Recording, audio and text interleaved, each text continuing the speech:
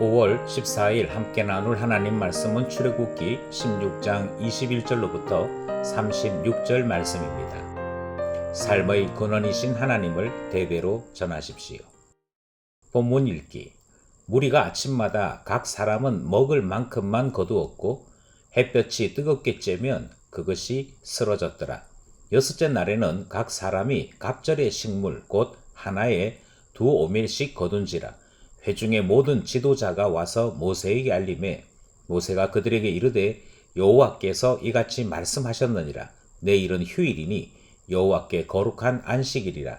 너희가 구울 것은 굽고 삶을 것은 삶고 그 나머지는 다 너희를 위하여 아침까지 간수하라. 그들이 모세의 명령대로 아침까지 간수하였으나 냄새도 나지 아니하고 벌레도 생기지 아니한지라. 모세가 이르되 오늘은 그것을 먹으라. 오늘은 여호와의 안식일인즉 오늘은 너희가 들에서 그것을 얻지 못하리라.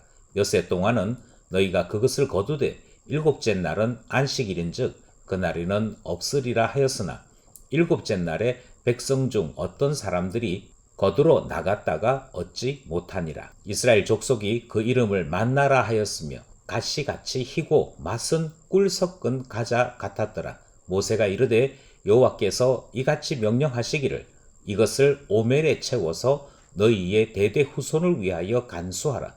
이는 내가 너희를 애굽 땅에서 인도하여 낼 때에 광야에서 너희에게 먹인 양식을 그들에게 보이기 위함이니라 하셨다 하고, 또 모세가 아론에게 이르되 항아리를 가져다가 그 속에 만나 한 오멜을 담아 여호와 앞에 두어 너희 대대로 간수하라. 아론이 여호와께서 모세에게 명령하신 대로 그것을 정급판 앞에 두어 간수하게 하였고, 사람이 사는 땅에 이르기까지 이스라엘 자손이 40년 동안 만나를 먹었으니 곧 가나안 땅 접경에 이르기까지 그들이 만나를 먹었더라. 오멜은 10분의 1 에바이더라. 전체 구조와 본문 관찰하기. 먼저 전체 흐름을 살피겠습니다. 오늘 본문은 하늘 양식 사건의 마지막 본문에 해당되는 말씀이지요.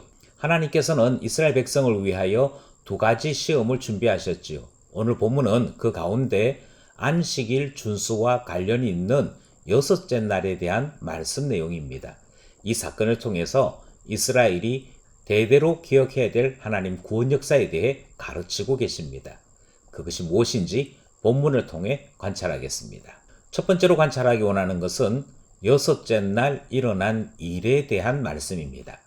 22절을 보시면 여섯째 날에는 1인당 2오멜씩을 거두게 하셨다 하는 내용을 확인하게 됩니다.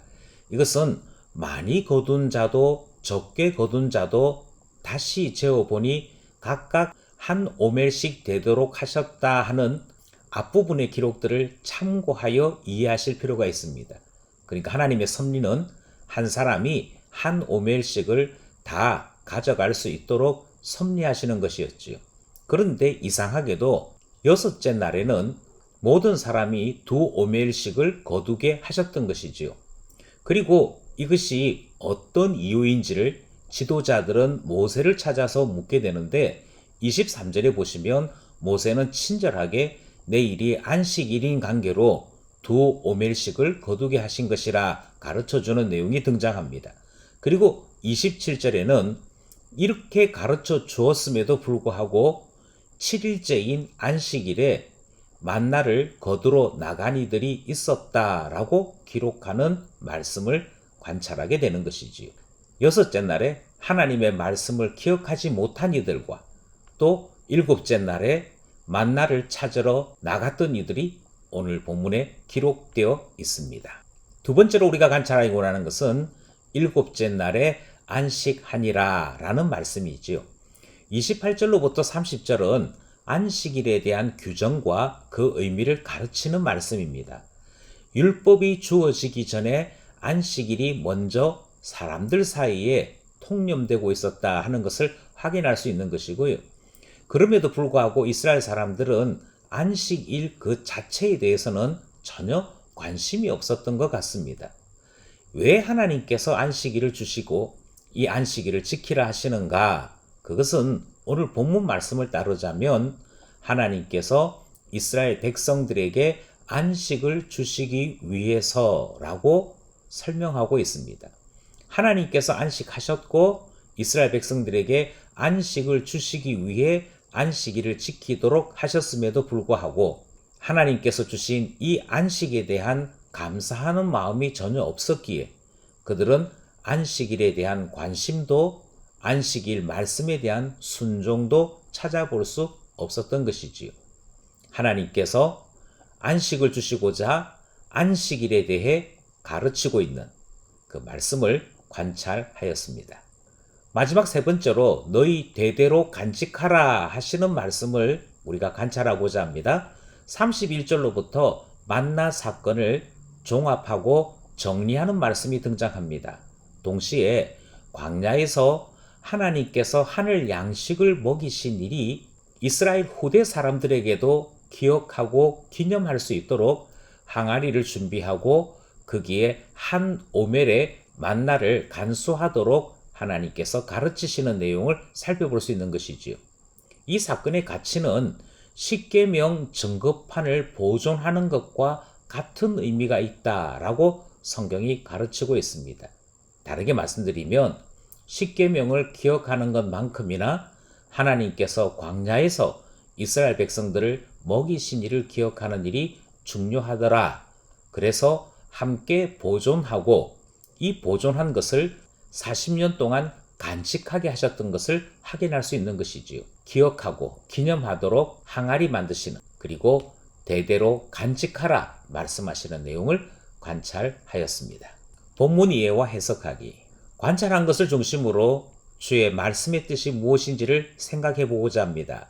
먼저 우리는 여섯째 날에 일어났던 사건들을 중심으로 하나님께서 무엇을 말씀하시는지 살피고자 하는데요.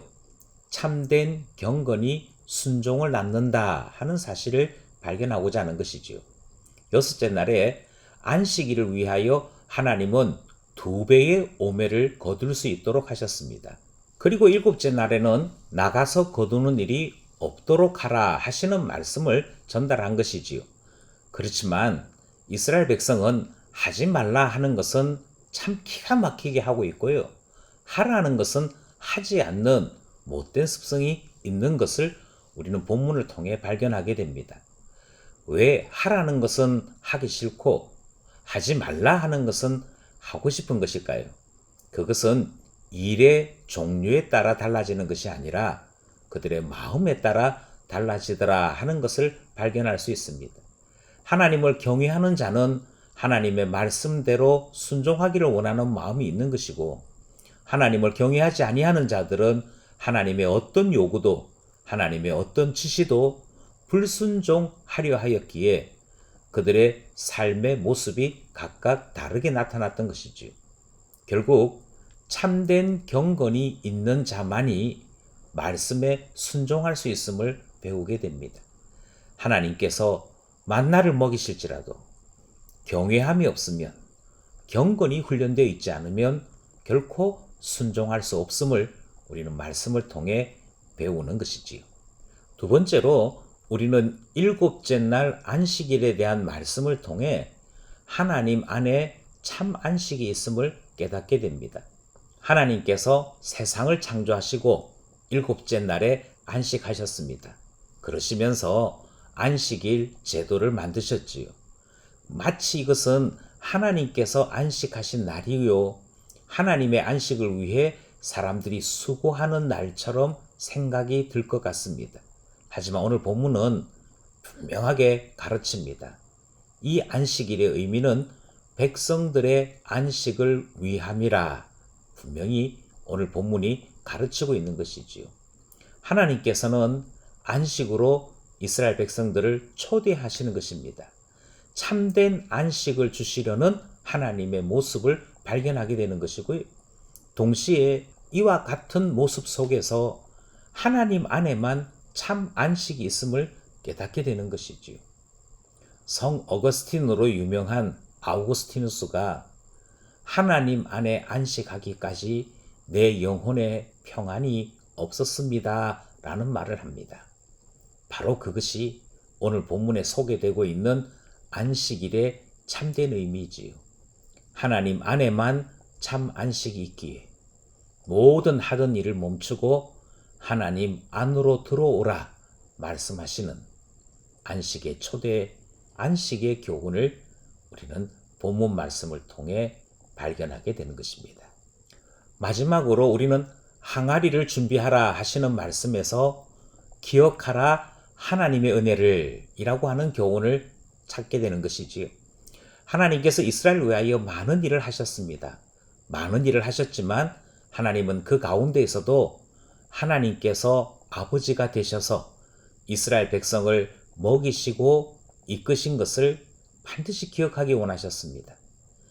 따라서 이스라엘은 하나님께로부터 이 귀한 은혜를 받은 것이고 이 은혜로 말미암아 살아갈 수 있게 되었던 것이지요. 그리고 하나님께서는 이 은혜를 헛되이 잊어버릴까 봐 기억의 항아리를 준비하도록 하셨던 것입니다. 우리는 이 말씀이 하나님께서 은혜를 아까워하시거나 하나님께서 은혜를 베푸시고는 공치사하시려고 하시는 일이 아닌 것을 알고 있습니다. 하나님께서 은혜를 값없이 주셨으나 그럼에도 불구하고 이스라엘은 그 은혜를 기억해야 하는 책임이 있습니다. 만약 기억조차 하지 못한다면 은혜를 값있게 받아들인 것이 아니기 때문인 것이지요. 은혜를 주신 하나님이 은혜를 반드시 기억하라 하십니다. 그리고 은혜를 기억하는 자마다 하나님의 은혜에 감사하게 되는 것이지요. 그러므로 기억의 항아리를 통해 주님이 요구하시는 명령은 분명합니다. 기억하라. 하나님의 은혜를 기억하라. 이 말씀의 교훈을 우리는 본문을 통해 발견한 것입니다. 말씀 따라 살아가기. 우리가 함께 발견하고 교훈을 얻은 세 가지 말씀을 따라 우리 자신의 삶을 결심해 보려고 합니다. 먼저 하나님을 경외함이 가득할 때에는 하나님을 기쁘시게 할 것이 무엇인지를 생각하는 우리의 모습을 발견합니다. 하지만 하나님에 대한 경건이 훈련되어 있지 않고 준비되어 있지 않을 때는 어떤 말씀도 귀찮아하고 힘들어하는 우리 모습을 발견하게 되는 것이지요. 내 안에 하나님에 대한 경외함이 준비되어 있을 때, 내 안에 하나님에 대한 경건이 훈련되어 있을 때 순종할 수 있음을 알기에 우리 자신을 살피고 더욱더 경건하기를 결심하게 되는 것이지요. 두 번째로 우리는 나의 연약함과 수고로움을 품어주시는 우리 하나님을 다시 한번 생각합니다. 먹을 것이 없을 때 먹여주셨습니다. 갈 바를 알지 못할 때 이끌어주셨습니다. 그리고 지치지 않도록 안식으로 초대하시는 하나님을 발견하는 것이지요. 이처럼 우리를 너무도 잘 아시는 하나님께서 하나님 안에 참 안식을 준비하시고 우리를 부르시니 우리는 최선을 다하여 하나님 안에 있는 이 안식을 누림으로 주와 교제하게 되는 것이지요. 이 소망을 오늘도 든든히 붙잡습니다. 나의 평안은 하나님 안에 있는 줄 알고 하나님 안에 살기를 원하는 것이지요. 마지막으로 우리는 하나님께로부터 받았던 은혜마저도 자기 자랑으로 삼는 성공주의나 업적주의를 경계합니다. 왜냐하면 이와 같은 것들은 결국 자기 자랑이거든요. 내가 열심히 기도했더니 이런 복 받았어. 내가 이와 같은 봉사를 했더니 하나님께서 나를 이렇게 인도해 주셨어. 라고 하는 것은 그저 하나님의 이름만 걸쳤을 뿐 자기 자랑이지요. 하나님은 사람 자랑이 아니라 하나님께서 은혜를 베푸사 이스라엘 백성이 살게 되었음을 기억하도록 항아리 마련하라 하신 말씀 들었습니다. 이 말씀은 이미 더 큰 은혜를 받은 우리에게 은혜 베푸신 하나님 기억하라, 우리 위하여 목숨 주신 예수 그리스도 기억하라 하시는 말씀이 되는 것이고요. 신자들은 그 사랑의 빛을 항상 기억하며 그 사랑 가운데 살아가야 할 것을 말씀하시는 것 아니겠습니까? 받은 은혜 너무 귀한 줄 알고 십자가 사랑 너무 귀한 줄 알고 오늘도 그 사랑 안에 살아가기를 원하는 우리 모두가 되기를 소원하는 것이지요. 오늘도 말씀과 기도로 주와 함께하는 우리 모두가 되기를 소원합니다.